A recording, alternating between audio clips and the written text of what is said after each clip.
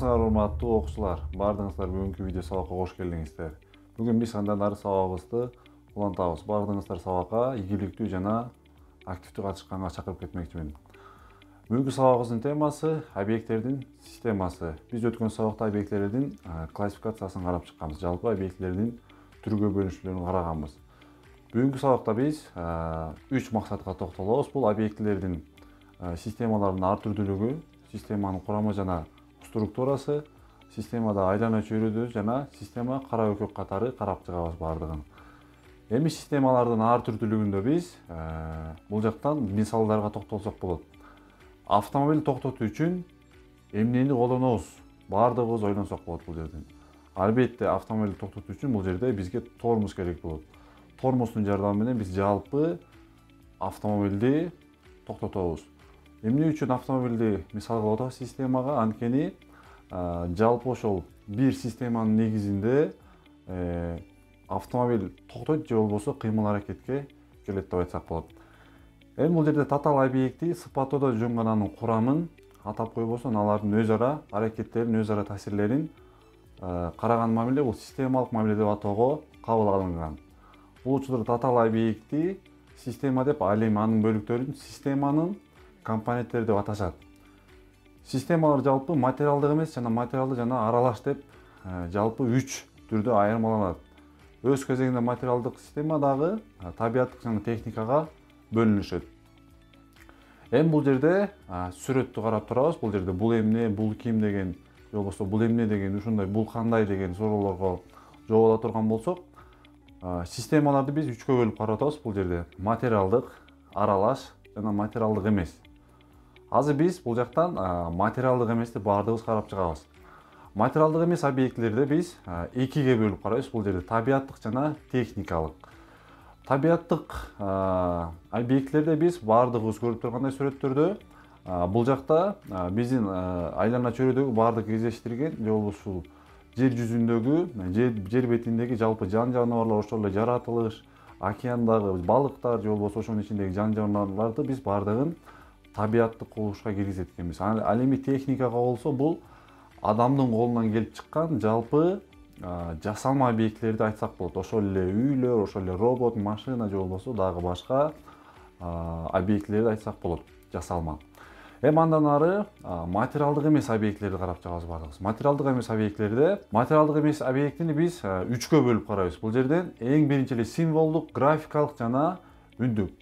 Символдук объектилерге бул жакта жалпы тексттик же болбосо кол жазмалар, ошол эле жалпы жазууларды биз ушул символго киргизсек болот. Жана ошол эле графикалыктар бул жалпы сүрөт, фотогалереяларды айтсак болот.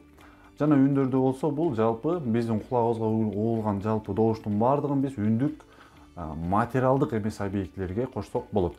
Эми андан ары бул жерде аралаш системаны карасак, бул аралаш системада бул жерде 2ге бөлүп карайт экенбиз. Бул жерде 2ге бөлүп караганда бул жерде материалдык жана материалдык эмес деп 2ге бөлүп карап атабыз. Биз буга чейин материалдык жана материалдык эмести карап чыктык. Жана бул жерде социалдык системаларды жалпы биз жашап жаткан коомдогу жалпы баардык адамдар күбө боло турчу бир иш-чаралар же болбосо бир объектилерди, жалпы катышкан объектилерди биз социалдык системалар деп атасак болот экен. Эми андан ары системанын курамы жана структурасын карап чыксак. Система жана структурасында бирдей элементтер өз ара байланышка жана байланыша турган касиеттери боюнча айырмаланган башка системаларды түзүшү мүмкүн. Мисалга бул жакта оюнчуктар турат, көрүп атабыз. Ушул оюнчуктарды эле фигуралар ар кандай, бирок ошол фигураларды курай келгенде бир эле объект куралышы мүмкүн ошол системанын негизинде. Бул жакта Азамат, Нурхан жана Нурдан. Бул 3 балакай бул жерде 3 башка объектилерди курап атат. Ошо үйлөрдүн түрлөрүн курап атат. Бирок бирдей эле объектилердин жыйындысында жана ошол эле фигуралардын ар башка болгон көлөмдөрүндө. Эми андан ары структура системаны түзүп турган элементтердин биригүү тартибинде биз системаны 2ге бөлүп карайбыз. Бул жерде над система жана под системада. Системанын курамына башка система да кириши мүмкүн. Биринчисинин системасы бул над система деп айтышат, экинчиси бул под система деп айтылат. Ошол эле биз Кыргызстанды карап көрө турган болсок, бул жерде Кыргызстан жалпы бир система болот. Ал системанын ичинде, Кыргызстандын ичинде кайра биз башка бир региондорго бөлүп карайбыз. Ошол эле областтар, ошол эле областтардын ичинен райондорго бөлүп карайбыз жана айылдарга бөлүп карайбыз. Бирок Кыргызстандын ичиндеги система жалпы ушул региондорго, райондорго жана айыл аймактарга жалпы баш ийет деп айтсак болот. Бул жалпы ошол системанын структурасына мисал боло алат деп айтсак болот. Эми андан ары бул жерде ар кандай системанын башкы касиети бул системалык эффекттин жаралышы. Мунун мааниси эгерде системанын элементтери бириктиргенде система өз-өзүнчө элементтердин бири да болгон жаңы сыпаттын пайда болушу толук мүмкүн экен. Мисалы, самолетту карап көрөлүк, бул жакта самолетту карап көрөлүк, бул жакта самолетту биз жалпы карай турган болсок, жалпы ичиндеги жасалуу системасы бирдей эле, бирок ошол ичиндеги самолеттордун көлөмдөрүнө карай келсек, бул ошол эле системада жасалат, бирок көлөмдөрү ар башка болуп жасалышы мүмкүн. Ошол эле кичинекей самолеттор, ошол эле башка дагы самолеттор бар, ичинде орундуктары көп самолетторду мисал алсак болот. Эми бул жерде система айлана чөйрөдө кандай болот? Айлана чөйрөдө бул система катары бир класстын окуучулар жамаатын карайлы. Мектептин баардык калган жамааты бул системанын чөйрөсүнө келет. Жалпы ушул чөйрөгө баш ийет деп айтсак болот.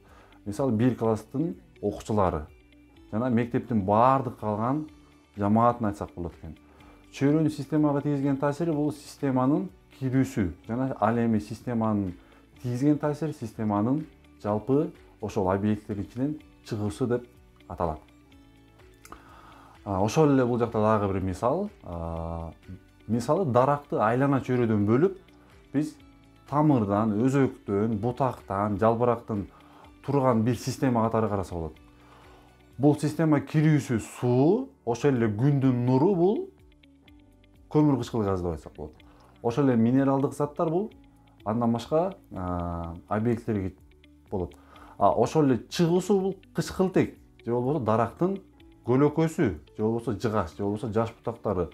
Ошол эле күн тие турган болсо, кайра ал күн аркылуу кайра чыгуу системасы бул көлөкө болуп саналат экен. Баардыгыбыз бул жактан сүрөттөн көргөндөй.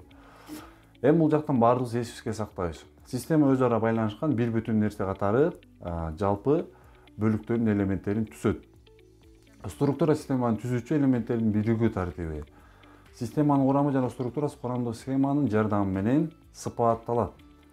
Биринчисин нат система деп айтышат, экинчисин баардыгыбыз карап чыктык жана подсистема деп айтабыз. Структураларын аладык жана системалык мамиледе баардык элементтердин өз ара байланышы жана өз ара таасирлери эске алынат. Ар кандай системанын бир дагы элементтери ээ болгон жаңы сапатка өтө алат. Ошол эле көпчүлүк учурда адам алектенген система ичинен кандайча уюштурулганын билбейт. Адам системанын кирүүдөгү белгилүү таасирлери чыгууда кандай жыйынтыкка алып келгичи ошол эле өзгөчө маанилүү болуп саналат. Жана мындай учурларда биз системаны жалпы структурасынын негизинде карап чыксак болот. Биз жалпы структураларын карап чыктык, өз ара нат система, подсистемаларын карап чыктык.